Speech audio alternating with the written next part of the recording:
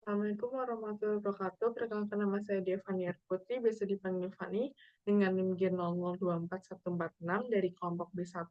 Jadi di video kali ini saya ingin menjelaskan tentang video susulan praktikum blok 1.3.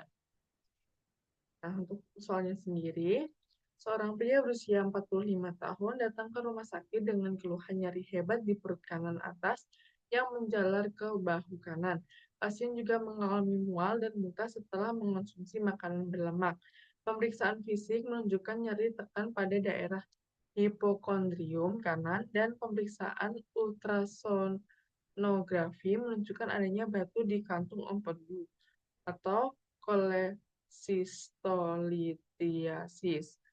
Soal nomor pertama, sebutkan organ-organ aksesoris yang terlibat dalam sistem pencernaan manusia serta fungsi secara umum. Nah, untuk organ-organ aksesori yang terlibat dalam sistem pencernaan manusia serta fungsinya secara umum tersebut, yang pertama ada hepa, yaitu fungsinya memproduksi empedu yang membantu mencerna lemak. Hati juga berperan dalam detoksifikasi darah dan metabolisme berbagai zat, termasuk karbohidrat, lemak, dan protein. Ini bagian-bagiannya sendiri. Lalu yang kedua ada pankreas, itu menghasilkan enzim pencernaan yang akan dibawa menuju usus halus dan saluran cerna lainnya untuk membantu memecah dan mengolah makanan. Dan yang ketiga ada lien, yaitu menyaring sel darah merah yang rusak serta menjaga sistem imunitas tubuh. Sebenarnya banyak sekali juga fungsi-fungsi dari ketiga ini tersebut. Next, jelaskan peran hati dan kantung empedu dalam proses pencernaan lemak. Nah, hati dan kantung empedu memiliki peran penting dalam mencerna lemak. Meskipun keduanya tidak terlibat langsung secara pemecahan lemak itu sendiri, juga ada penjelasan tentang per masing-masing organ dalam proses pencernaan lemak. Nah, yang pertama, peran hati dalam pencernaan lemak itu produksi empedu. Itu hati memproduksi empedu, cairan pencernaan yang sangat penting untuk mencerna lemak.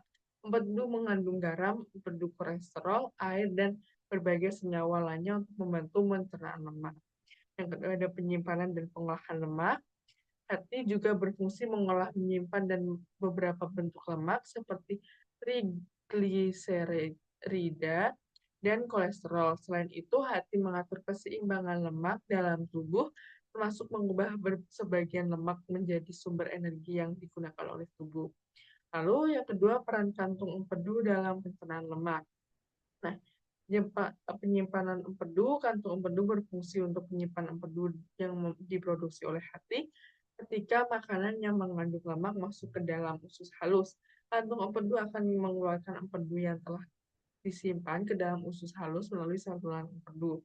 Lalu ada emulsifikasi lemak. Empedu yang dikeluarkan ke dalam usus halus memiliki fungsi utama untuk mengemulsikan lemak. Garam empedu dalam empedu memecah lemak besar menjadi tetesan-tetesan kecil yang disebut mikrokapsul.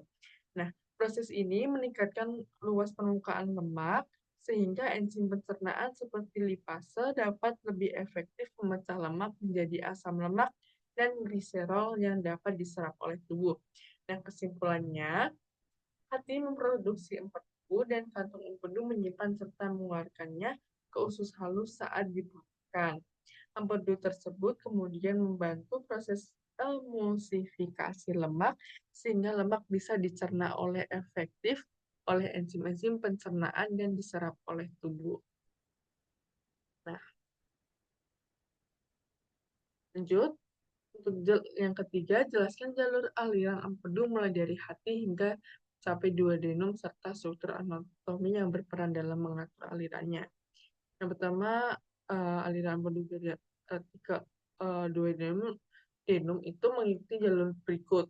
Yang pertama ada hati atau liver, itu empedu diproduksi oleh sel hati atau hepatosit. Setelah diproduksi, empedu akan masuk ke dalam saluran empedu kecil yang disebut kanalikus yaitu yang kedua, saluran hati kanan dan kiri hepatidus, itu perlu mengalir dari kanal likulier ke dalam saluran hati kanan dan kiri yang mengalir empedu dari sisi kanan dan sisi kiri hati. Lalu yang ketiga saluran hepatik-komuner, yaitu saluran hati kanan dan kiri, kemudian bergabung untuk saluran hepatis komunis yang dibawa dari hati. Lalu yang keempat saluran kistik, yaitu sebagian empedu yang mengalir melalui saluran hepatis komunis akan diteruskan ke dalam saluran klinik kistik menuju ke kantong empedu untuk disimpan. Jika tubuh tidak membutuhkan empedu, empedu disimpan di kantong empedu sampai dibutuhkan. Lalu yang kelima ada saluran bersama.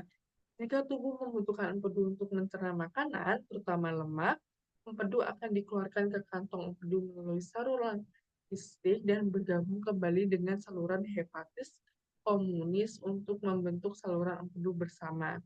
Lalu yang keenam ada panjang saluran empedu bersama. Saluran empedu bersama mengalir melalui pankreas dan kemudian bermuara ke dalam usus 12 jari atau duodenum di area yang disebut papilla duodenum atau vater papilla yang terletak di duodenum. Di sini empedu akan bersambung dengan jus pankreas untuk bantu proses pencernaan, khususnya dalam pencernaan lemak. Jadi empedu mengalir dari hati melalui saluran hati ke saluran kistik dan akhirnya menuju ke duodenum untuk membantu pencernaan makanan. Nah, untuk struktur anatomi yang terlibat dalam mengatur aliran empedu sendiri itu ada hati, tempat produksi empedu, kanalikulosus biliar, yaitu saluran-saluran kecil dalam hati yang mengalir ke empedu, lalu ada saluran hepatik kanan dan kiri mengumpulkan empedu dari seluruh hati, saluran hepatik umum mengalirkan empedu dari hati menuju kantong empedu dan atau duodenum, lalu ada kantong empedu menyimpan empedu dan mengeluarkan saat dibutuhkan, lalu ada saluran empedu umum mengalirkan empedu dari kantong empedu dan hati menuju duodenum, dan terakhir ada Siderodi yaitu mengatur aliran empedu dan cairan pankreas ke dalam duodenum. Ya, terima kasih penjelasan dari susunan praktikum 1.3 dari saya. Mohon maaf jika ada salah. Wassalamualaikum warahmatullahi wabarakatuh.